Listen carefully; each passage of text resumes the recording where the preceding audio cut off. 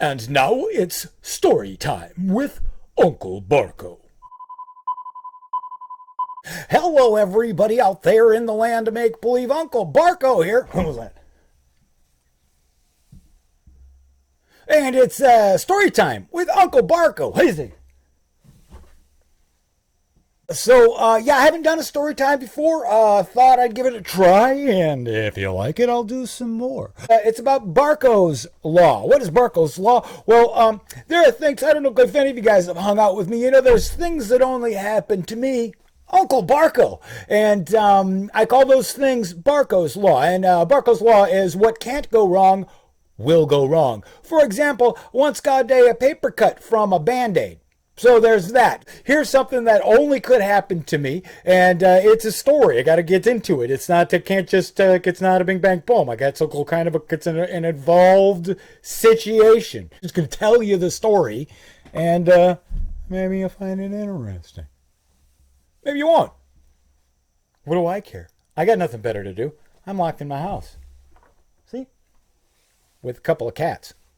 They're around here somewhere, little sons of bitches. Story time. So, one time, this is back in like the year 2000. In the year 2000. Give or take, I don't know, it was a couple years in there. I was confused during that period of time in my life. Now, at this point, in houses, in homes, there were these things called telephones, and they were hooked into the wall with a wire. Now, there was one company that pretty much ruled them all, called AT&T. You might know it as a wireless company now, but back in the day, they owned all the phone lines because they put them all up. There was a court battle, and they were considered a monopoly. So, at the time, if you wanted to have long distance on your phone, so if you wanted to call outside your area code, you needed to have a second phone company. So you had the main phone company, which was AT&T, for your in your area code, and then if you wanted to call outside your area code, you had to have another company who was your long distance company.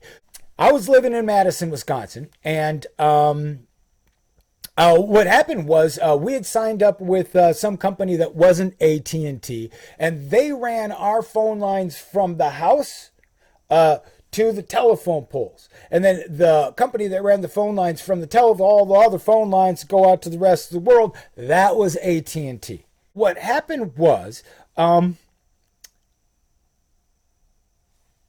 before a storm, not during a storm, not when there was a storm in the area, but when weather started looking like it was, you'd go out and go, oh, looks like weather might be getting a little rough out there. Our phone line we couldn't make calls, we couldn't get calls, and at the time there was this thing called dial-up internet, and you had to use your wired telephone, the telephone with the cable of the wall, and you had to use that and plug that into your computer as well, and to get the internet, you did that through the phone line, and so if your phone line didn't work, you couldn't internet. When there was actually a storm, perfectly fine, no problems whatsoever. But when it looked like it seemed like there was a storm coming, we couldn't get calls. It was a big problem. I called the company that we were paying for our phone line, which is the company that ran the line from the house to the telephone pole. And I'm a little confused whether they were our long distance company, but they were a separate company from the ones who ran from AT&T.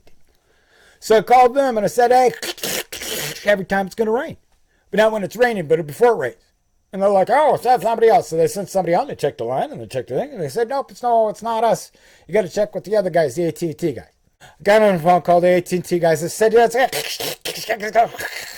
every time it's going to rain. And they're like, oh, well, we'll check the lines. So they checked the lines. And they said, our lines are fine. It's got to be you're the other guys. The guys around there. We're going to call them Mr. Phone. So AT&T said, I'll call Mr. Phone, tell them you got the problem. I said, I already talked to Mr. Phone, and they said that there was no problem from there, and you're saying there's no problem there, and you're saying then everybody's saying there's no problem. So the problem was that by the time they sent someone out to check the lines, everything was fine because it wasn't about to rain at the time. So this went on for months and months. I called Mr. Phone. I said, I've been having this problem. And they said, oh, it's AT&T. I said, AT&T has been telling me the same thing hold for a moment. Called AT&T, told them the problem. They said it was Mr. Phone. I said, hold for a moment. Boom, put them together. I put them together. I made them fight it out.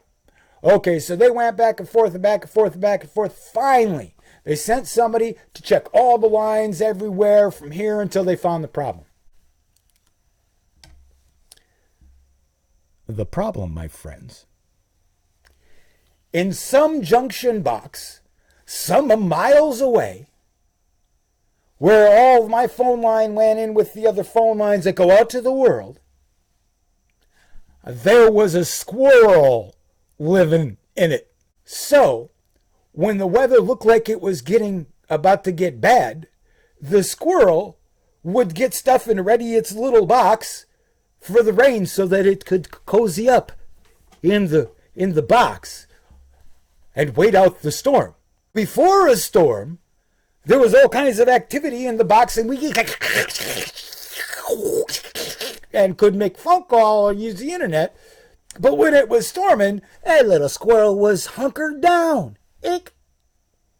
So everything was fine. It was a squirrel, I'm saying. But why would I have to go through the lengths? This story, in a nutshell, is again, make a phone call these guys had to call those guys had to call these guys, and they finally sent a guy out, squirrel. That's Barko's law. So that's it. That's the end. The end. So I don't know. You like that story? I don't know. It's a story. I love irony, so it's one of my favorite stories. But I've got other stories. I've got stories from I was hopping a freight train and there was a naked guy. I've got a story about how I fought some clowns. Got a story about being stalked by a marching band.